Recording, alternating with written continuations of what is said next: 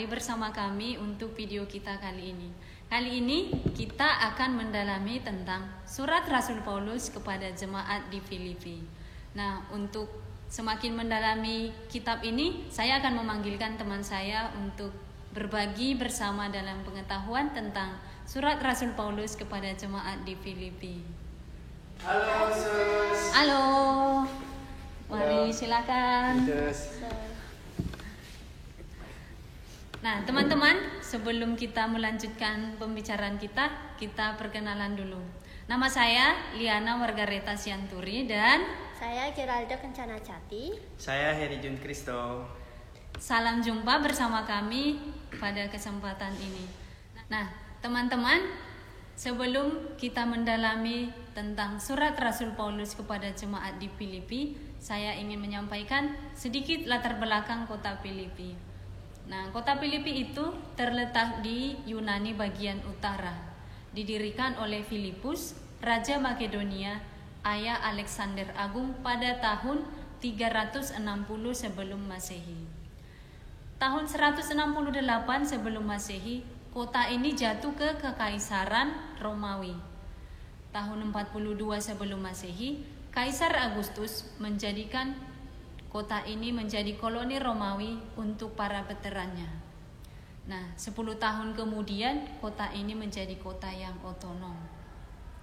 Zaman Paulus, penduduk kota ini terdiri dari keluarga para veteran, tentara Romawi, orang Makedonia, Yunani, dan sedikit orang Yunani yang tidak dapat mendirikan kota sinagoga. Kenapa mereka tidak bisa mendirikan sinagoga? Karena orang Yunani termasuk suku yang sangat sedikit. Nah, silakan dilanjutkan mengenai perjalanan Paulus. Jadi, Paulus dan Silas itu tiba di kota pada tahun 50 untuk melaksanakan perjalanan misinya yang kedua. Nah, mereka itu mendatangi tempat pertamanya itu di Sembayangan dan berhasil meyakinkan beberapa orang yang hadir di situ. Dalam pelayanannya, mereka itu dituduh sebagai orang Yahudi yang mengacaukan kota-kota dan mengajarkan adat istiadat yang dilarang oleh pemerintahan Roma. Jadi, mereka itu dimasukkan ke dalam penjara, tapi mereka itu berhasil memberitakan Injil di sana kepada para kepala penjara. Nah, mereka itu lalu membaptis mereka. Terus Paulus itu berhasil meletakkan dasar untuk mendirikan jemaat Kristus.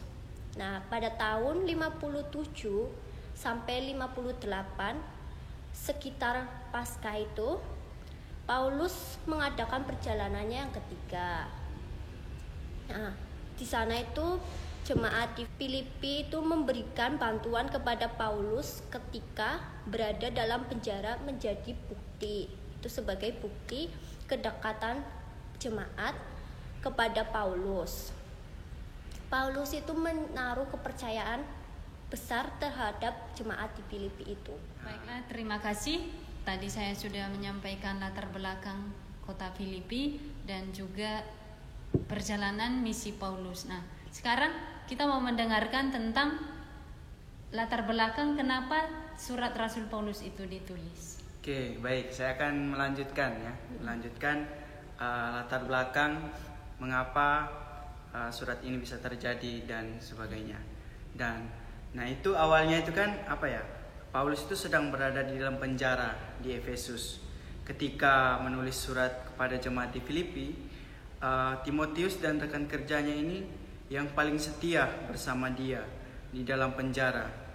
Jadi mendengar seperti itu, jemaat Filipi ini menjadi khawatir.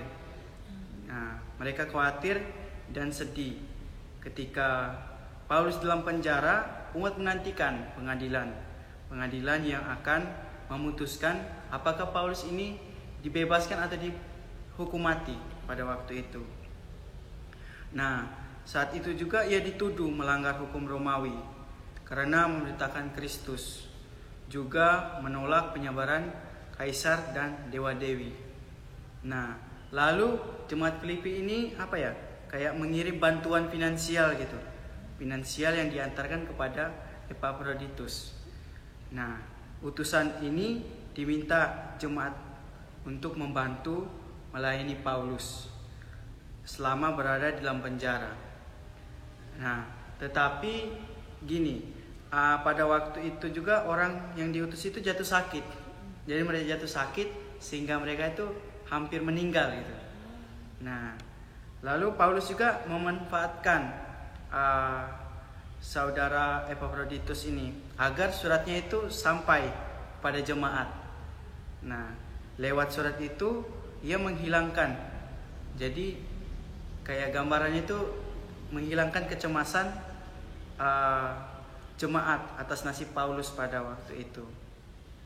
Jadi Paulus ini menyampaikan ucapan terima kasih kepada jemaat di Filipi atas perhatian yang diberikan kepadanya. Nah, hal lain yang disampaikan Paulus ini adalah penjelasan mengapa Epaphroditus ini kembali kepada jemaat di Filipi. Nah, salah satu alasannya itu kan karena ia itu menghendaki Epaphroditus tetap menemani dan membantu Paulus. Nah, di sini ada tahun dan situasi penulisannya. Nah, mungkin Suster bisa menjelaskan, menyampaikan. Baik, terima kasih.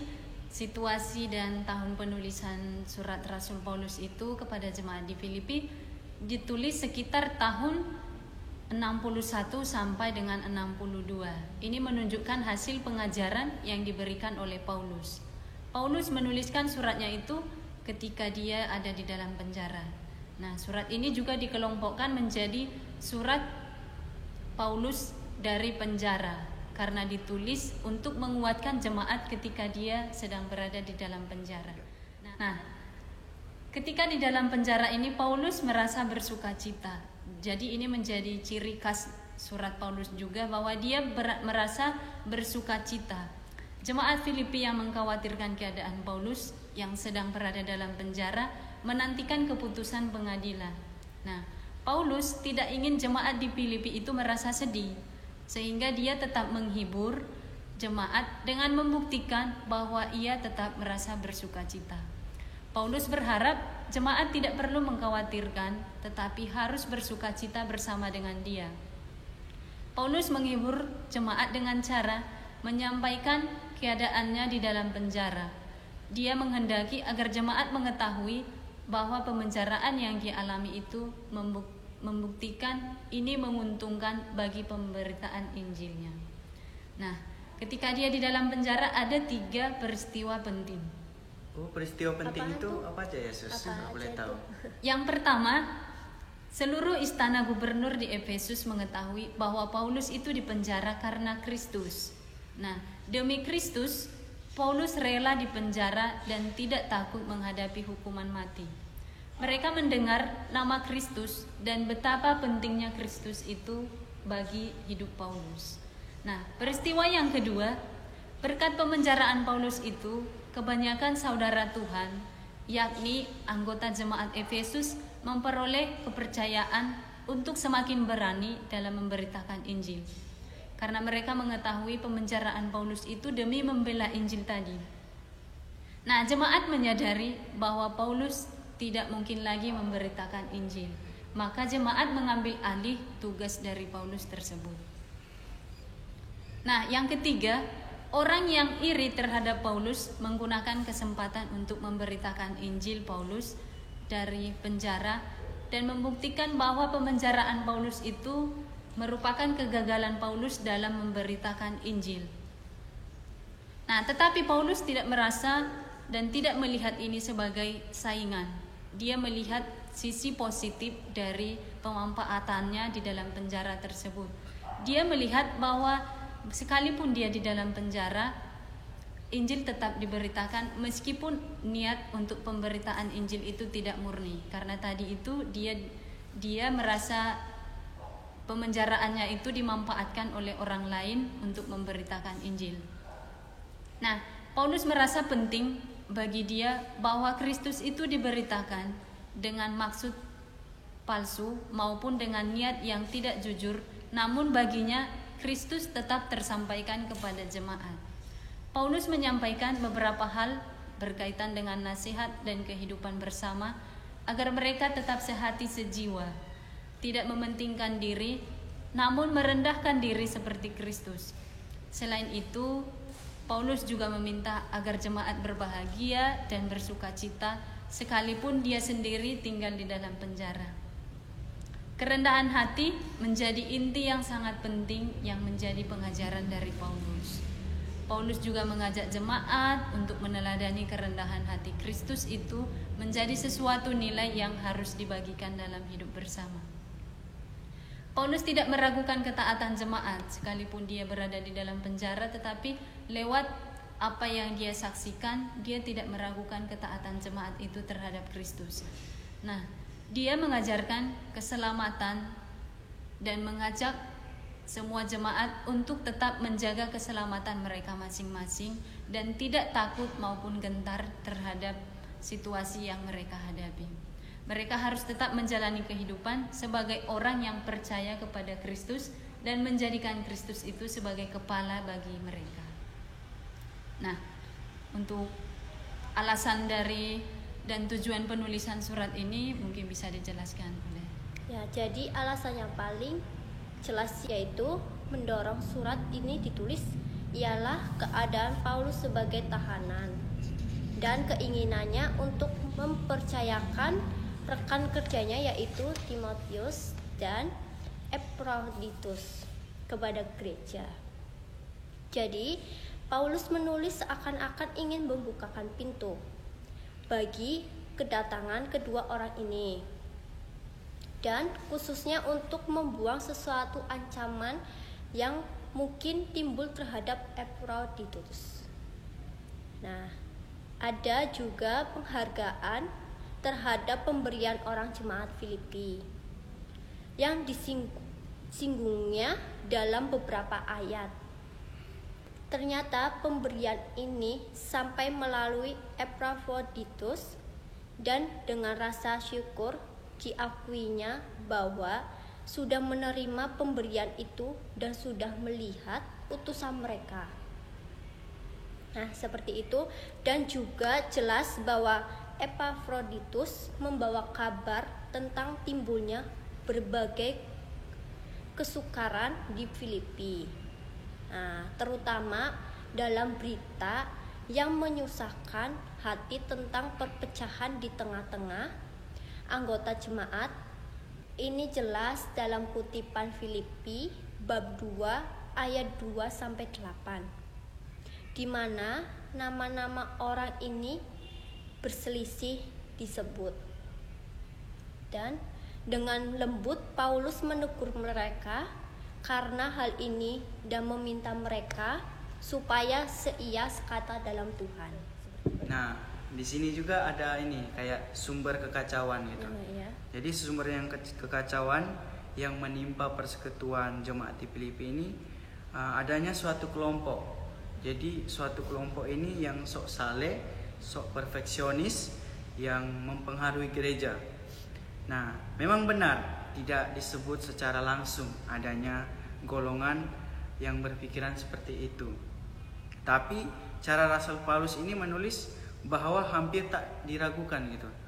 Nah, Paulus di sini menghadapi suatu masalah yang dengan hangat diperdebatkan dalam jemaat Filipi. Nah, di sini agama Kristen di Filipi agaknya menjadi sasaran. Jadi mereka ini menjadi sasaran penganiayaan dan serangan dari pihak dunia.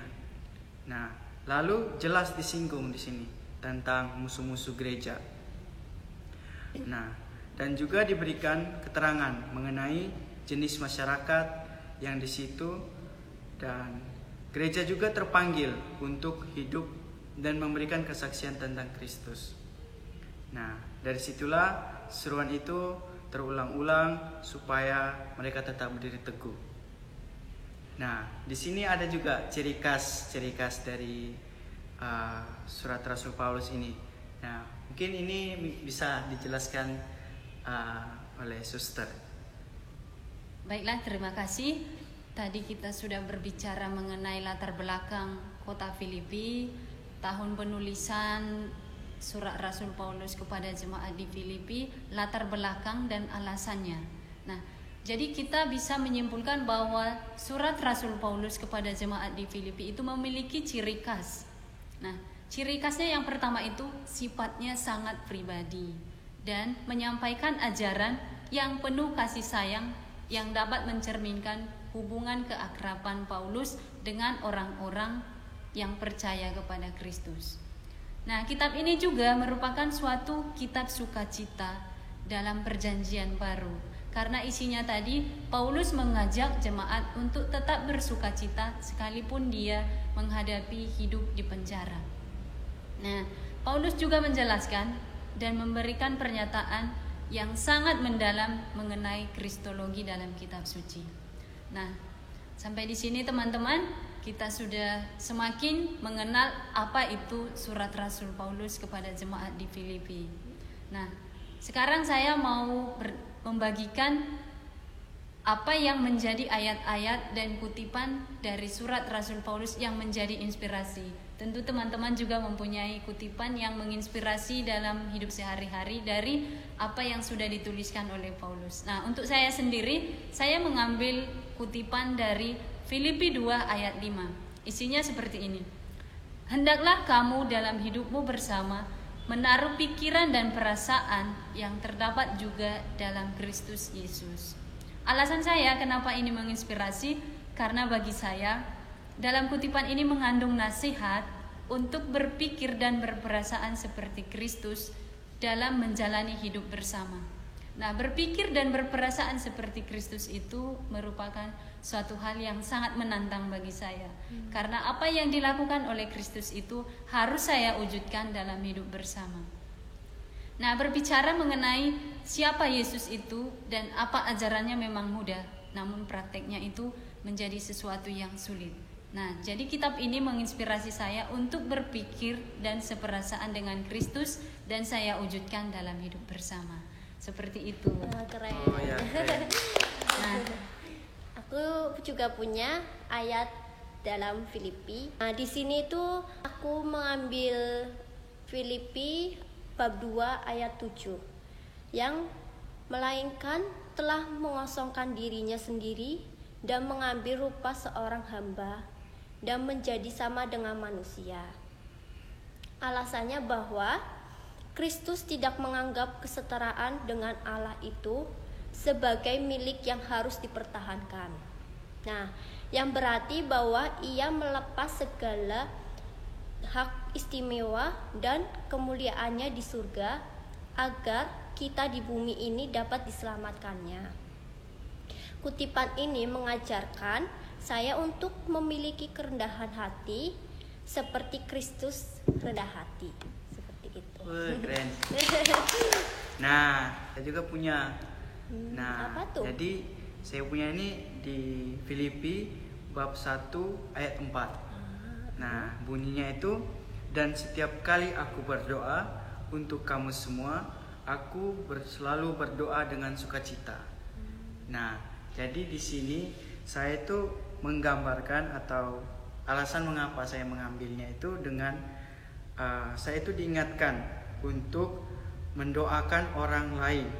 Nah, dengan rasa bahagia dan juga walaupun rasa benci, iri dan tidak senang pada orang lain itu saya diingatkan untuk selalu menyebut dan bersyukur, untuk mensyukuri gitu.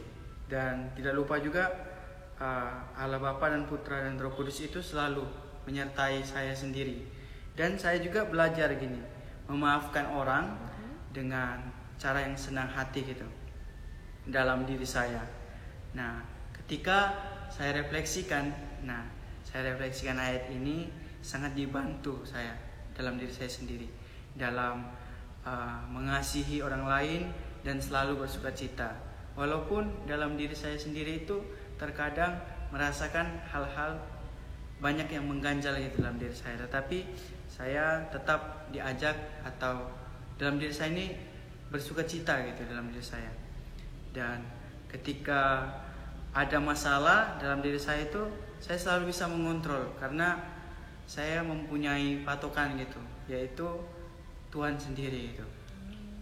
Nah, itu kalau dari saya. Keren. Baiklah, terima kasih teman-teman sudah berbagi pengetahuan mengenai surat Rasul Paulus kepada jemaat di Filipi, sudah menyampaikan kutipan inspirasi dari surat Rasul Paulus juga, dan sudah kita bagikan kenapa kita bisa terinspirasi dari kutipan tersebut. Nah, teman-teman, saya juga merasa dikuatkan lewat kutipan yang sudah disampaikan untuk tetap bersukacita, dan juga dikuatkan untuk mendoakan orang lain dalam kehidupan saya sehari-hari. Nah, teman-teman, saya ingin mengajak teman-teman menyampaikan satu kata untuk saudara-saudari kita yang menonton video kita nih. Kalau aku tetap bersukacita dalam diri kita sendiri. Nah, kalau dari saya sendiri, kita tetap bersukacita dan mengasihi sesama. Terima kasih. Saya juga menyampaikan tetap semangat dan semakin teguh dalam iman. Terima kasih teman-teman. Sampai jumpa. Dah.